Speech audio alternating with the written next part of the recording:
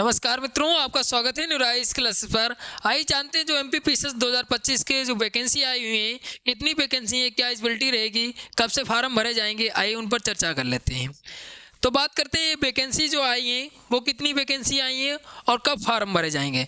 तो ये फार्म जो स्टार्टिंग हो चुका है, कब से हो चुका है, तो ये फार्म भरे जा रहे हैं 3/1/2025 से, मतलब 3 जनवरी से फार्म स्टार्ट हो चुके हैं। अगर बात करते हैं कब लास्ट होगा, फार्म कब लास्ट होगा, तो 17 जनवरी 2025 तक इसके फार्म भरे जाएंगे। और अगर बात करते हैं कोई त्रुटि हो जाती है फार्म भरने में, तो करेक्शन डेट जो है वो 19/1/2025 है। करेक्शन डेट कौन सी है, तो 19/1/2025 करेक्शन डेट है। अगर बात करते हैं इसकी जो एग्ज़ाम डेट कितनी है, तो एग्ज़ाम डेट जो दी गई है वो कितनी दी गई है, तो एग्ज़ाम डेट है 16/2/2025, मतलब 16 फरवरी को पेपर होगा इसका एमपीपीएससी 2025 का।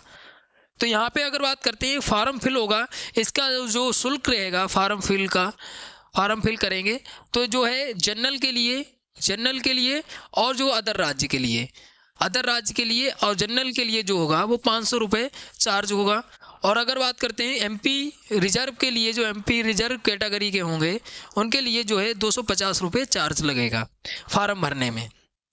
फिर बात करते हैं एज की, तो एज कितनी रहेगी, तो मिनिमम जो है 21 वर्ष होनी चाहिए, मैक्सिमम जो है कितनी होनी चाहिए, मैक्सिमम जो है वो कितनी होनी चाहिए, तो ये जो है 33 वर्ष होनी चाहिए।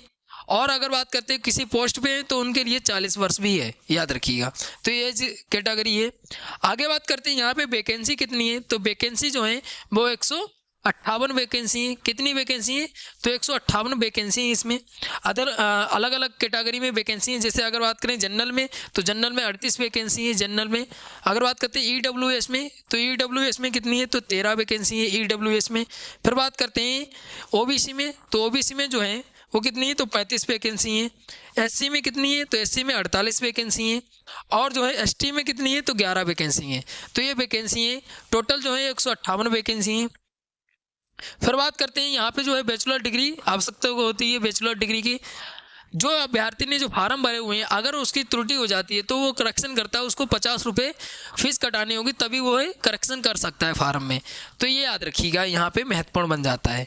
फिर बात करते हैं यहाँ पे जो है क्या होना चाहिए, पात्रता क्या होनी चाहिए, तो पात्रता जो है राज्य सेवा परीक्षा में जो स्नातक उत्तीर्ण हो या स्नातक में जो है अंतिम वर्ष हो, मतलब कार्य कर रहा हो, मतलब परसुइंग हो, उसका जो है स्नातक कर रहा हो वो भी फार्म डाल सकता है, जो उत्तीर्ण हो चुका है वो भी फार्म डाल सकता है, याद रखिएगा।